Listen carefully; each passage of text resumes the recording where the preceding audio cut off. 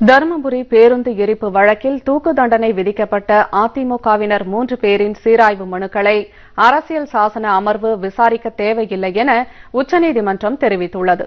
சீராய்வு மனுக்கள் மீதான விசாரணை இனி நீதிமன்றத்தில் வெளிப்படையாக மேற்கொள்ளப்படும் எனவும் நீதிபதிகள் தெரிவித்துள்ளனர்.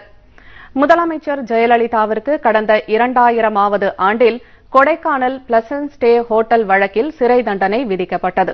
இதையடுத்து தமிழகம் முழுவதும் வன்முறையில் ஈடுபட்ட அதிமுகவினர் தருமபுரி அருகே உள்ள இலக்கியம்பட்டியில் கோவை வேளாண் பல்கலைக்கழக மாணவர்களின் பேருந்தை தீ வைத்து எரித்ததில் அதில் பயணம் செய்த ஹேமலதா, காயத்ரி, கோகிலவாணி ஆகிய 3 மாணவிகள் உயிருடன் எரித்துக் கொல்லப்பட்டனர். நாடு முழுவதும் திருச்சி மாவட்ட திமுகவின் கிளைக்கழக பணிகள் குறித்து திமுக பொருளாளர் மு க ஸ்டாலின் இன்று ஆலோசனை நடத்தினார்.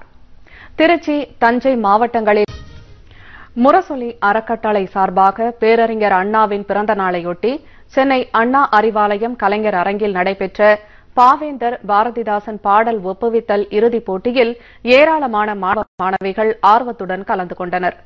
இறுதிப் போட்டியில் வெற்றி பெறுபவர்களுக்கு திமுக தலைவர் கலைஞர் முப்பெரும் விழாவில் பரிசு வழங்குகிறார்.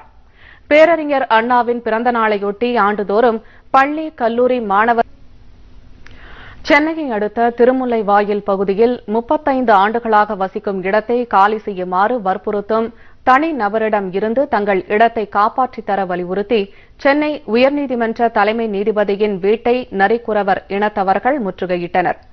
திருவள்ளூர் மாவட்டம் திருமுல்லைவாயில்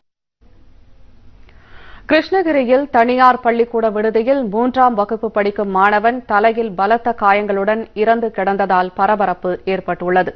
தருமபுரி மாவட்டம் ராஜாபூர் கிராமத்தைச் சேர்ந்த சுகுமார் ஈரோட்டில் பேக்கரியில் வேலை பார்க்கிறார். இயற்கை விவசாய முறையில் கிடைக்கும் லாபம் பற்றி திருச்சி மாவட்டம் முசிறியில் இளம் விவசாயிகளுக்கு பயிற்சி முகாம் நடைபெற்றது. இயற்கை உரம் மற்றும் சிறுதானிய இந்தியா, இங்கிலாந்து அணிகளுக்கு இடையே 4வது ஒருநாள் கிரிக்கெட் போட்டி இன்று நடைபெறுகிறது. இந்த போட்டியில் வெற்றி பெற்று தொடரை கைப்பற்றும் முனைப்புடன் இந்திய அணி களம் இறங்குகிறது. இங்கிலாந்தில் சுற்றுப்பயணம் மேற்கொண்டுள்ள தோனி தலைமையிலான இந்திய கிரிக்கெட் அணி 5